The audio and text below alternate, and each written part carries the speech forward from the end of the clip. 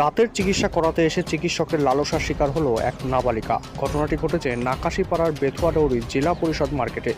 অভিযুক্ত দন্ত চিকিৎসককে আটক করেছে নাকাশীপাড়া থানার পুলিশ। স্থানীয় সূত্রে জানা গিয়েছে, ওই এলাকায় চেম্বারে রোগী দেখেন দন্ত চিকিৎসক অলোকচাঁদ বিশ্বাস। আজ বাবা মার সঙ্গে চিকিৎসা করাতে এসেছিলেন বেথুয়াডৌরির এক নাবালিকা। ওই নাবালিকাকে চেম্বারে বসিয়ে রেখে অন্য চিকিৎসকের কাছে গিয়েছিলেন তার বাবা ও মা। অভিযোগ, সেই সময় ওই চিকিৎসক তার সহকারীকে অন্য একটি কাজে পাঠিয়ে দেন। এরপরই ওই নাবালিকাকে নিজের চেম্বারে ডেকে রোগী দেখার অজুহাতে গোপনাঙ্গে হাত দেয় এবং শ্লীলতাহানি করে। এরপরই নাবালিকার পরিবার এবং স্থানীয়রা চিকিৎসক এবং তার সহযোগীকে মারধর করে বলে অভিযোগ। পরে নাকাশীপাড়া থানার পুলিশ এসে অভিযুক্ত চিকিৎসককে জিজ্ঞাসাবাদের জন্য নিয়ে যায়। এই ঘটনাকে কেন্দ্র করে এলাকায় তীব্র চাঞ্চল্য ছড়িয়েছে।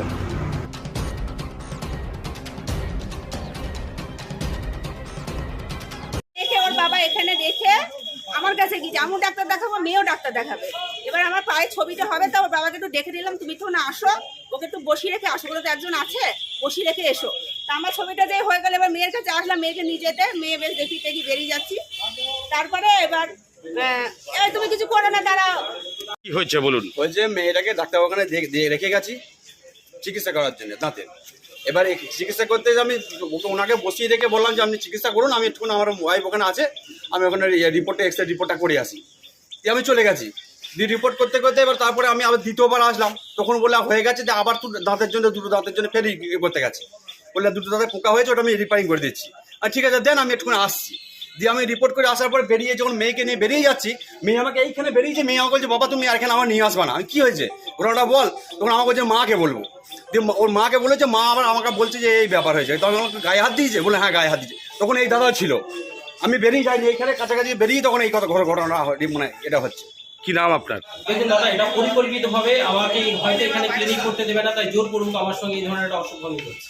অভিযোগ করছে আপনি মেয়েটা শ্লীলতাহানি করেছেন। দেখুন, আমার এখানে একটা মেয়ে অ্যাটেন্ডার থাকে, সর্বদাই একটা মেয়ে অ্যাটেন্ডার থাকে, সে তো আমার কাছে সবসময় প্রেজেন্ট আছে। ঘটনার সময় বলছে কেউ ছিল না। না না, এখানে সর্বদাই মেয়ে অ্যাটেন্ডার থাকে, সর্বদাই এখানে মেয়ে অ্যাটেন্ডার থাকে। এটা যেটা বলছে সেটা ভুল কথা বলছে। মানে কি অ্যাকচুয়ালি কি হয়েছে? মেয়েটা আমার পাশে এখানেই বসেছিল, আমি ওর সঙ্গে জাস্ট এমনি কথা বলছিলাম যে তোমার কি স্বপ্ন কি, জাস্ট এইগুলোই, এছাড়া আর অন্য কোনো কিছু নাই। বুঝতে পেরেছেন তো? হ্যাঁ, ও এখানে হাত দিয়েছিল, আমার হাত ওর হাতের ওপরে ছিল, এছাড়া আর অন্য কোনো কিছু নয়।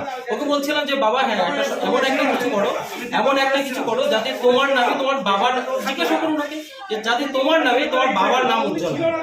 এভাবেই ওকে আমি অ্যাডভাইস করছিলাম। ওদের আর্থিক যে দুর্বলতা, সেই কথাগুলো আমি শুনলাম ওদের কাছ থেকে। বুঝতে পেরেছেন? আপনার নাম? আমি ডক্টর অলোক বিশ্বাস। এখন দেখুন, আমার উপরে জোরপূর্বক আমাকে বলা হচ্ছে এটা স্বীকার করে, এটা স্বীকার করে। এটা কি ধরনের কথা বলুন? মানে আপনাকে কি চক্রান্ত করে ফাঁসাচ্ছে? আমি সেটাই তো মনে হচ্ছে, আমার সঙ্গে সেটাই তো মনে হচ্ছে।